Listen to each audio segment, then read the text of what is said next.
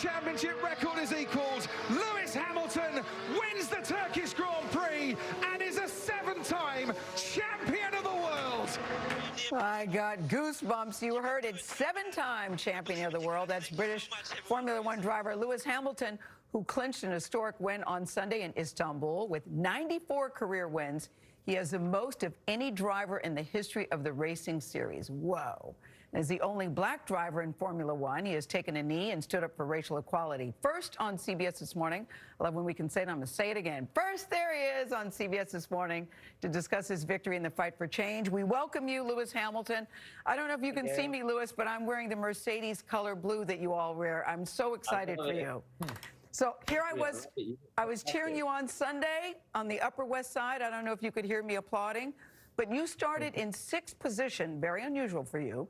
You started in sixth position and ended up winning the race. Take us there, Lewis. I know, it was a crazy weekend. And firstly, thank you so much for having me on. And, you know, you've been so supportive all these years. And it's a shame you can't come to any of these races this year, obviously, with the lockdown, but I'm glad that we got these races going. Sunday was hectic, you know. It was the trickiest conditions. It was raining. You like the rain, though, Lewis. Lewis, you like the rain. I do. And we started sixth, and honestly, I just wanted to go out and have fun. And I had no idea what would happen, but of course, I always have that belief that I can make it to the front.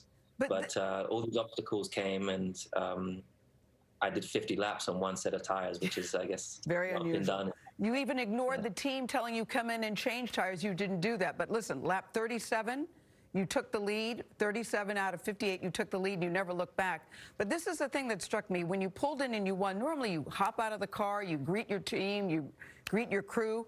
But you sat in the car. It was clearly a very emotional moment for you. What were you thinking at that moment?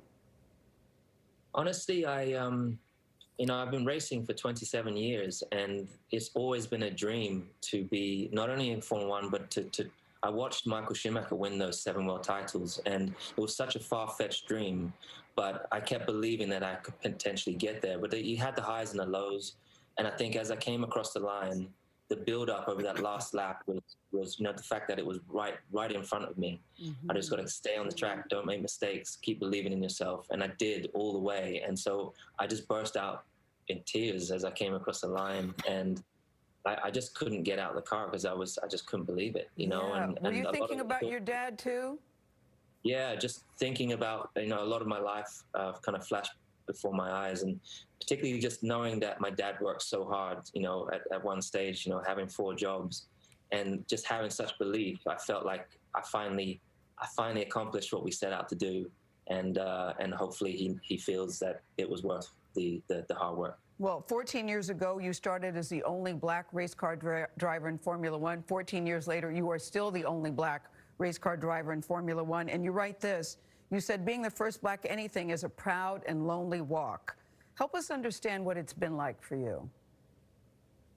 Yeah, well, I mean, we started out, you know, as I said, back in 1992 or 93, and we were always the only black family on the scene. And honestly, I thought that us being there, by the time I got to Formula One, I thought me just being there would break down barriers, would open up doors and encourage it to be a more diverse sport. But I realized last year, after 14 years, that has barely shifted.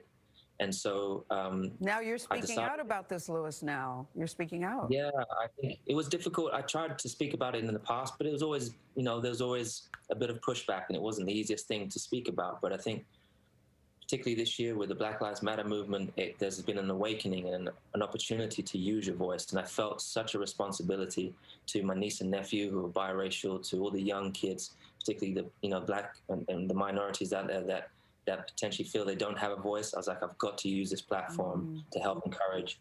And, you know, no one's doing the homework to find out why our sport is not diverse. So I put together a commission to really try and find out what the barriers are, and see how we can find a fundamental, you know, find a real platform to be able to open up the doors for young black kids to get into STEM and engineering. And you've challenged Mercedes. You've asked them some very tough questions, but your contract is up. The contract negotiations are underway.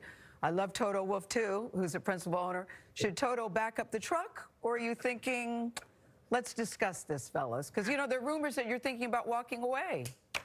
10 seconds, Lewis.